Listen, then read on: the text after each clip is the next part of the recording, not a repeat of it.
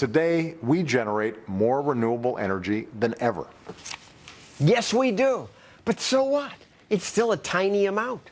Windmills and solar power combined now amount to less than 4% of the energy we use. And both are expensive. They only exist because they get billions in subsidies from you. I think these subsidies are a scam, but the president says we have to do this to stop global warming, and most environmental groups agree. Robert Engelman is the president of World Watch Institute. So, Robert, you say we need these subsidies. I think there might be better ways of accomplishing what President Obama is trying to do, but given the rough and tumble of politics and that we can't do the most direct thing, which would be to tax carbon, I'm not sure why to take off on green subsidies when there's so many other subsidies in the government. I'd like to see fewer of them, generally speaking, but I don't see any particular reason to strip them off renewable energy when they exist so many other places, as, for example, in fossil fuels, nuclear energy, and elsewhere. Well, as a libertarian, I agree. I say get rid of all subsidies. But I think the green subsidies get noticed because they are so much bigger.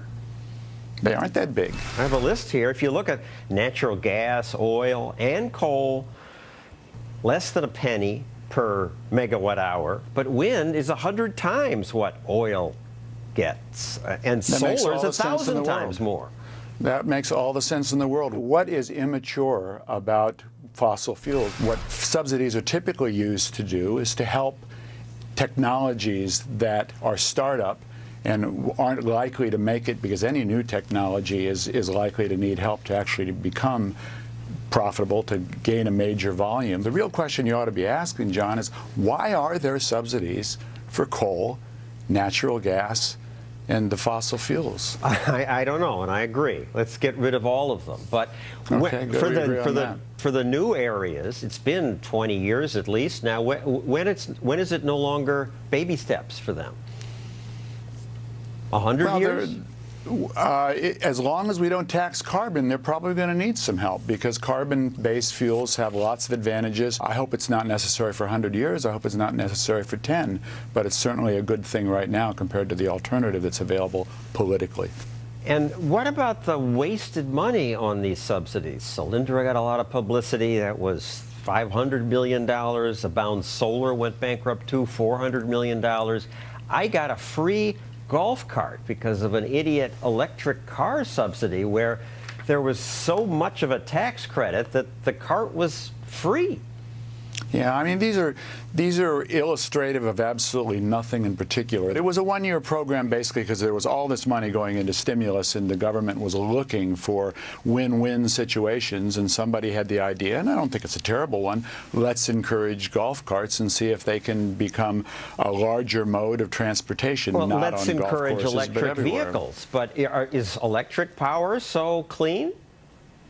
Well, not now at the moment, overwhelmingly, although it's become cleaner partly as a result of its greater use of natural gas. And let me point out the federal government heavily subsidized the early development of hydraulic fracturing or fracking technology. That's another example where the government invested in a new technology. And you and I are getting the benefits of that right now by having very cheap gas. Government may have invested in the fracking technology in the 60s and 70s. But it wasn't until 30 years later that industry on its own, often in spite of government, created the wonderful natural gas boom that's lowered our greenhouse gas emissions. Well, see, I don't think it's been on their own. I think it's been in part because of these early investments, and I'm not sure exactly when they ended, I'll be honest with you. So Europe's ahead of America on this stuff, right? Parts of Europe, a lot of Europe is in the way they encourage renewable energy. Germany, England, for example. Germany. But Germany especially is now cutting back, reducing alternative energy subsidies. Merkel says we need to tame the cost explosion. This will be the central project of her next government. They tried it. They found it hurt poor people. I don't think it's the central project, and I'm not sure it's just that they found that it hurts poor people. But be that as it may, yes, there is definitely this trade-off of costs, which is a real issue and has to be faced. So it's higher economically to justify a lot of these costs. That has political ramifications. That's not surprising. There's no question that from the standpoint of long-term fuel availability, you want to have renewable energy. Fine. It's wonderful. It's clean. And when the market makes it work, we'll have it. but we have to wait till the technology happens. The free market will make that happen. Government force makes it worse. I don't think the free market necessarily does make it happen. We've had tremendous improvements in pollution control, but they weren't because industry on its own or the free market on its own said, wow, wouldn't it be good if we spent a lot of money on scrubbers, on smokestacks? That needed effectively in a partnership with government. True. These two That's things for work pollution together. control. But is Right. carbon dioxide pollution? What's powering your TV set? Where does the electricity come from? Wind? Solar power? Not likely. America gets nearly all its electricity from natural gas, nuclear power, and this stuff, coal. 86% of our power comes from those three sources of energy, and this provides the most. Though probably not for long, because now our government's passed new rules that make it nearly impossible to burn coal. Senator Barack Obama made it very clear that's what he would do if he were elected president. If somebody wants to build a coal-powered plant, they can.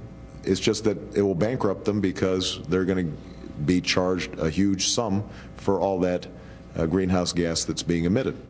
And that's basically what's happened now. EPA rules make opening a new plant nearly impossible and may eventually shut down existing plants.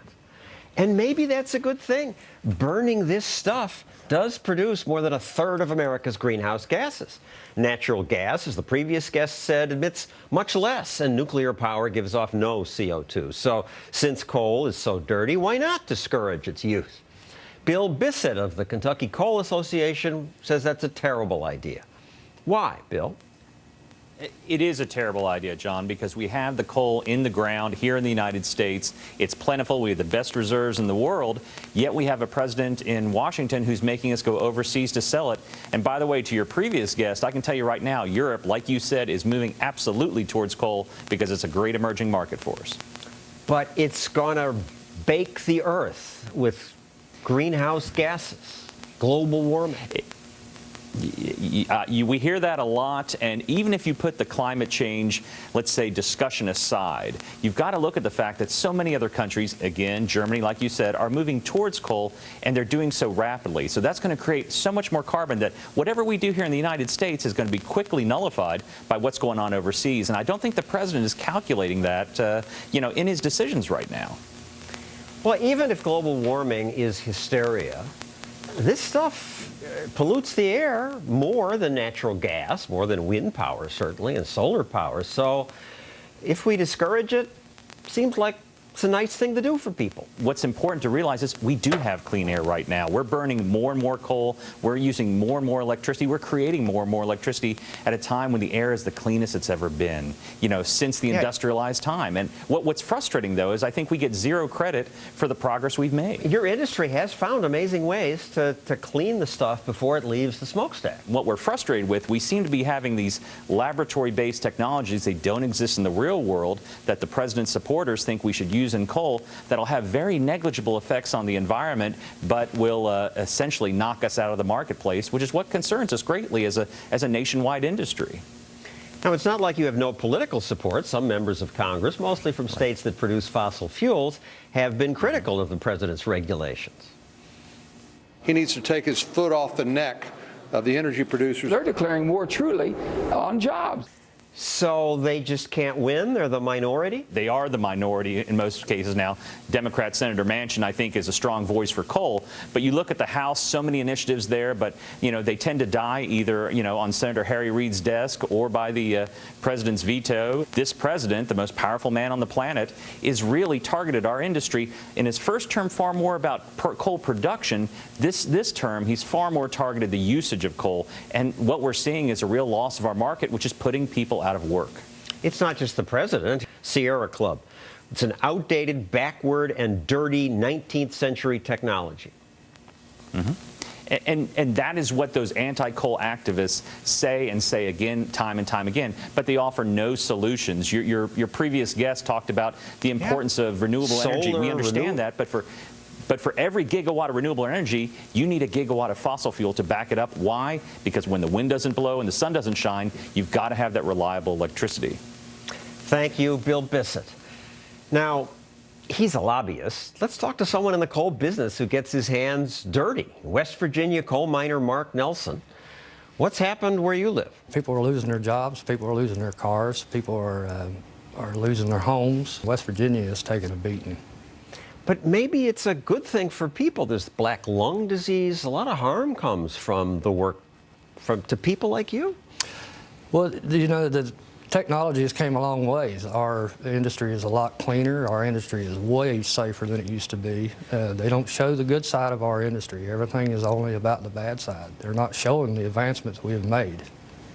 And one of the other good things I notice where you live, electricity is much cheaper, half the price of what it is where I live. Kentucky, West Virginia versus New York, I pay twice as much. And the coal is abundant. It's the cheapest fossil fuel we have. If we can produce it cheap, we can produce it safe. Nobody has came up with an answer to say that we can do without coal. We have this technology. We have natural gas. We do have natural gas. You can't give one company a monopoly either. If you do away with coal and leave it all up to gas, do you think the prices will stay down?